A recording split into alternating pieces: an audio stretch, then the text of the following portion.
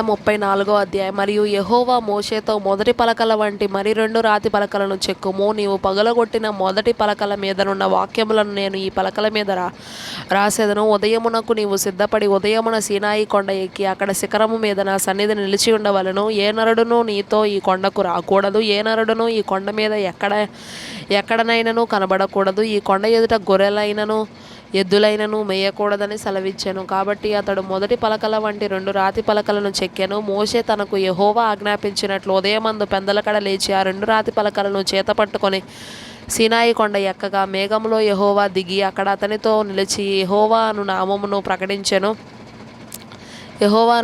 ప్రకటించెను.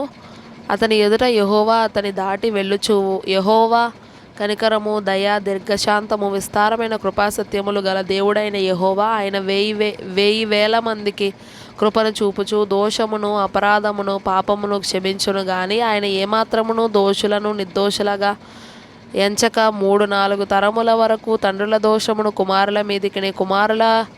కుమారుల మీదికిని రప్పించునని ప్రకటించెను. అందుకు మోషే త్వరపడి నేల వరకు తల వంచుకొని నమస్కారము చేసి, ప్రభువా, నా మీద నీకు కటాక్షము కలిగిన ఎడల నా మనవి ఆలకించుము. దయచేసి నా ప్రభువు మా మధ్యన ఉండి మాతో కూడా రావలను.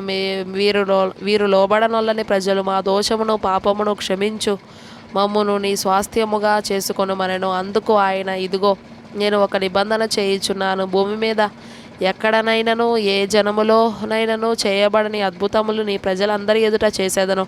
నీవు ఏ ప్రజలన నడుమనున్నావో ఆ ప్రజలందరూ యెహోవా కార్యమును చూచెదరు. నేను నీ ఎడల చేయబోవున్నది భయంకరమైనది. నేడు నేను నీకు ఆజ్ఞాపించు దానిని అనుసరించి నడువుము.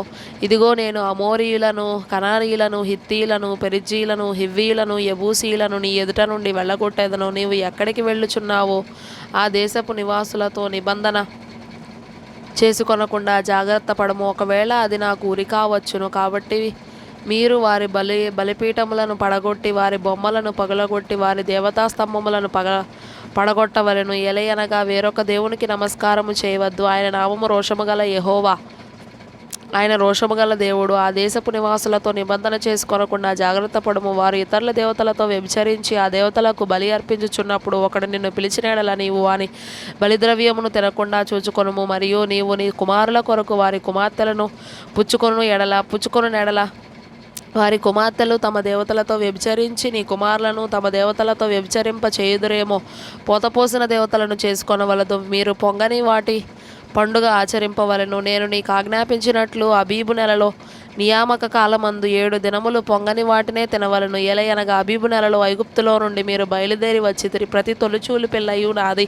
నీ పశువులలో తొలిచూలుదైన ప్రతి మగది దూడయే గాని గొర్రెపిల్లయే గాని అది నాదగును. గొర్రెపిల్లను ఇచ్చి గాడిద తొలిపిల్లను విడిపింపవలను.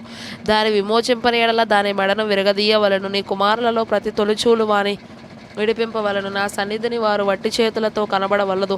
6 దినములు నీవు పనిచేసి 7వ దినమున విశ్రమింపవలను. దున్ను కాలమందైనను కోయు కాలమందైనను ఆ దినమున విశ్రమింపవలను. మరియు నీవు గోధుమల కోతలో ప్రథమ ఫలముల పండుగను అనగా వారముల పండుగను, సంవత్సరాంతమందు పంట కూర్చు పండుగను ఆచరింపవలను. సంవత్సరమునకు ముమ్మారు నీ పురుషులందరూ ప్రభువును ఇశ్రాయేలీల దేవుడునైన యెహోవా సన్నిధిని కనబడవలను. ఎలయనగా నీ ఎదుట నుండి జనములను వెళ్ళగొట్టి నీ పొలిమేరలను గొప్పవిగా చేసేదను. మరియు నీవు సంవత్సరమునకు ముమ్మారు నీ దేవుడైన యెహోవా సన్నిధిని కనబడబోనప్పుడు ఎవడునూ నీ భూమిని ఆశింపడు.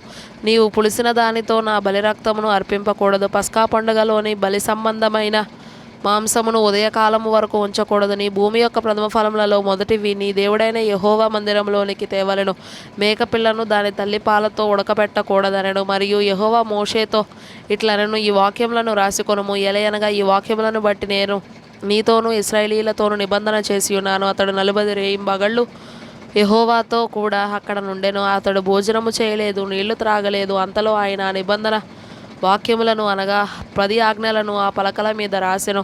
మోషే సీనాయి కొండ దిగుచుండగా శాసనములు గల 2 పలకలు మోషే చేతిలో ఉండెను. అతడు ఆ కొండ దిగుచుండగా ఆయన అతనితో మాట్లాడుచున్నప్పుడు తన ముఖ చర్మము ప్రకాశించిన సంగతి మోషేకు తెలిసి ఉండలేదు. అహరోను ఇశ్రాయేలీలందరూ మోషేను చూచినప్పుడు అతని ముఖ చర్మము ప్రకాశించెను గనుక వారు అతని సమీపింప వెరచిరి.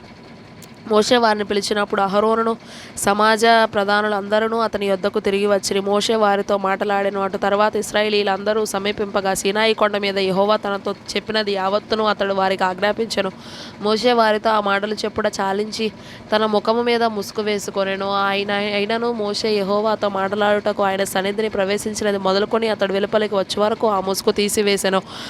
అతడు వెలుపలికి వచ్చి తనకు ఆజ్ఞాపింపబడిన దానిని ఇశ్రాయేలీయులతో చెప్పెను. మోషే ముఖచర్మం ప్రకాశింపగా ఇశ్రాయేలీయులు మోషే ముఖమును చూచిరి. మోషే ఆయనతో మాట్లాడుటకు లోపలికి వెళ్ళు వరకు తన ముఖము మీద ముసుగు వేసుకొనెను.